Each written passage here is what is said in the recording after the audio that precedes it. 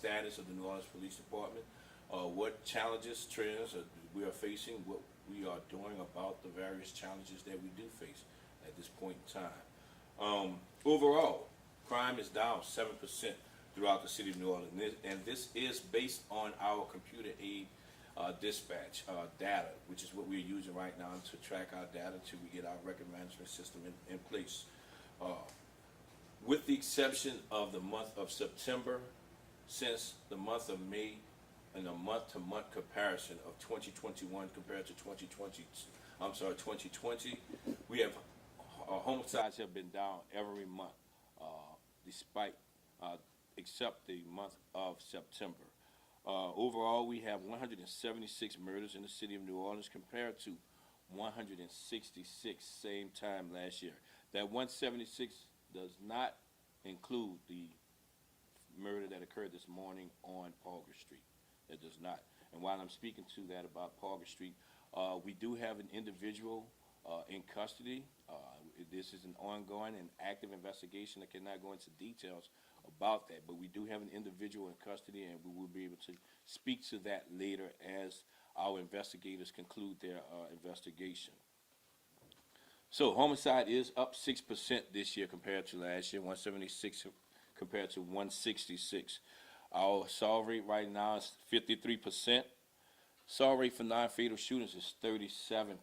And for armed robberies, we're at 47%.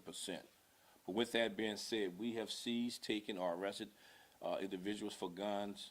Over 1,700 guns have been taken off the streets of New Orleans so far this year.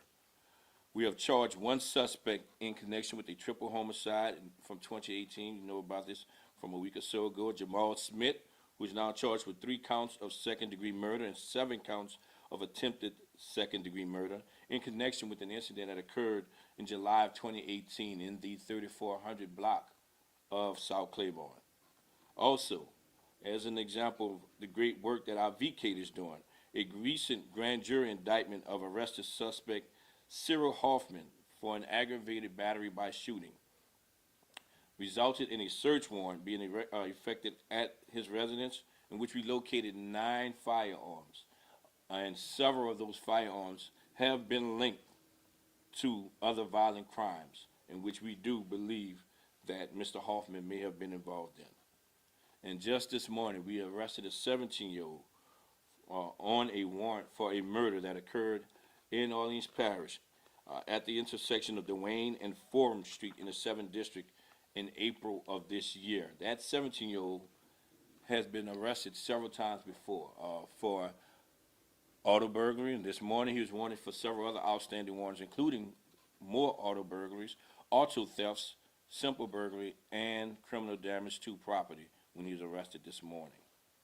I would like to take a minute just to speak to the hard work that our violent crime abatement investigation team does day in and day out to help reduce crime in the city of New Orleans. VCAT, as we call it, has been an excellent force multiplier and partnership for not only the New Orleans Police Department, but for our state and federal law enforcement partners as well as our prosecuting partners. We have been able to dedicate officers and detectives to assist in numerous investigations over multiple jurisdictions. This has not only aided us in these investigations, but it also allowed us the opportunity to free our manpower to address other needs of our city.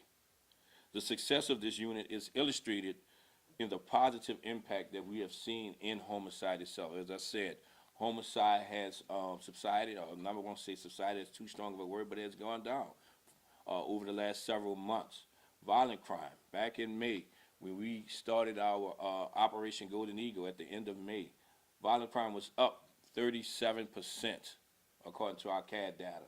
And currently, at this point in time, it is up 13%. So you're looking at a dramatic decrease in violent crime. To date, VK has assisted in 81 homicide investigations and assisted with over 40 clearances and 6 cold case clearances. I've authorized overtime to assist with high visibility patrols throughout our neighborhoods. That is mounted patrol, that is bicycle patrol as well, as well as our officers remain engaged through our geographical deployment efforts in every district throughout the city. With the holidays soon to be here, we would like to just remind our citizens of taking their due diligence, of doing their best in securing their packages as they are being delivered. As we know, there are those individuals who like to have their take someone else's property for their own gain.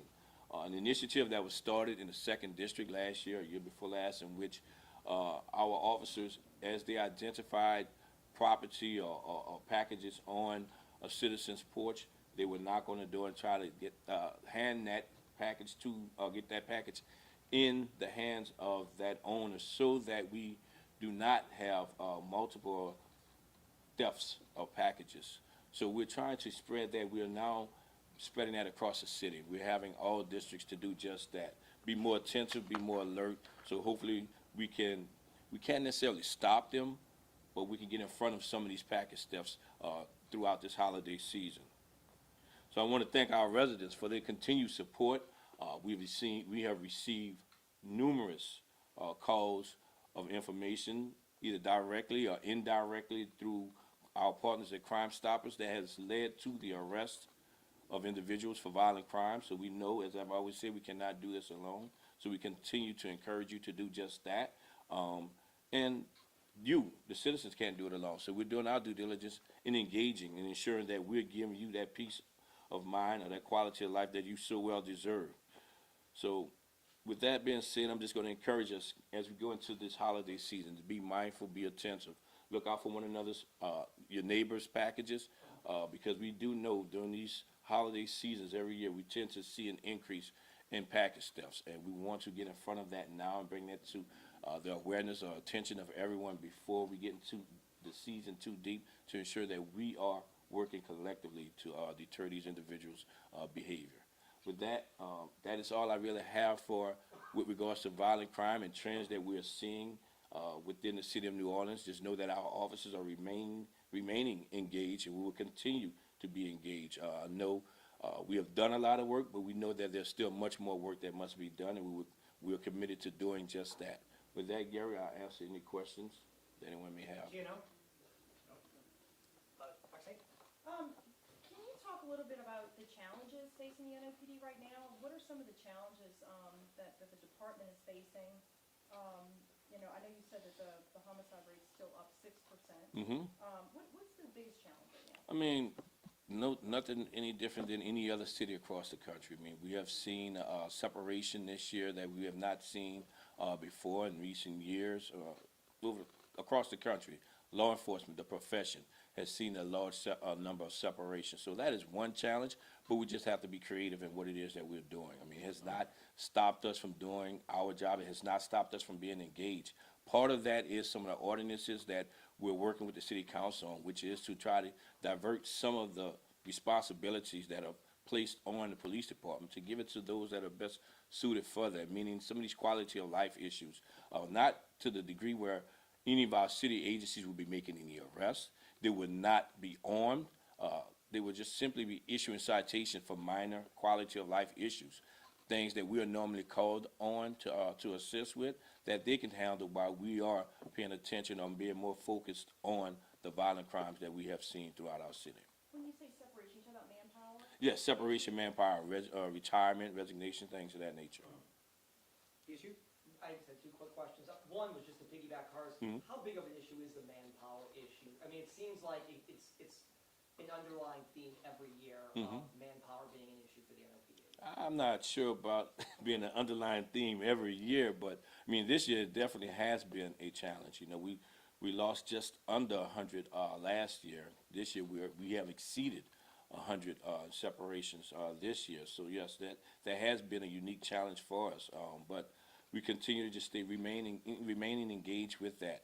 I have put together a recruitment and retention team that is comprised of members of the New Orleans Police Department, members of our mayor's administration, as well as members of our community to just discuss what can we do differently with regards to recruitment, what can we do differently with regards to retention. And I think part of that retention effort really was displayed with regards to our commitment to that is the ask that I did a few weeks ago with the mid-year budget adjustment for promotions for officers to senior police officers. We have not had that since 2018, and we have about 150, 160 officers who deserve those promotions, and I've asked for that. The mayor has approved it. Now it is at the consideration of our council, which I'm hopeful and very optimistic that they will approve that.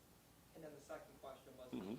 Parker Street, is there any more information? I mean, I know it wasn't a domestic, was it a robbery or attempt, or do you have any more information about, just, I know the suspects in custody, but what was that, I guess, the MO of that? So we still do not know. The officers or the investigators are currently and actively investigating that right now. We do not have that information as to the motive.